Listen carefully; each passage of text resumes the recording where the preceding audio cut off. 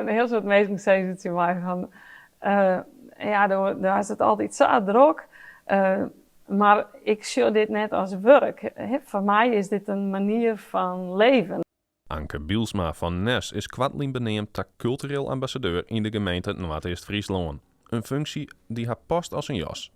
Ik ben eigenlijk al jaren een soort vraagbaak voor vereniging, individuele mensen of nijkomers, mensen die het iets kocht hebben en nog helemaal geen netwerk hier hebben.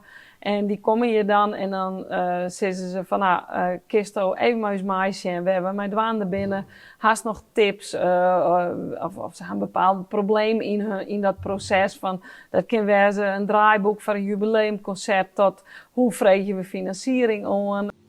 Om mensen te helpen met deze vragen die ze al jarenlang kregen, besluit ze de cultuurambassade op te richten in de theaterkerk in Nes. De gemeente jadde hiervan en besluit Anke om de volgende vraag te stellen.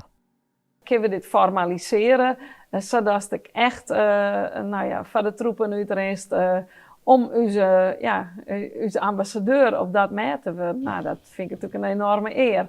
En dat vind ik heel mooi dat ik dat nou wezen mag de komende jaren. Naast een taal persoonlijke doen, liek als het goed draaien letten van de theaterkerk, wil ze ook nog wat anders bereiken.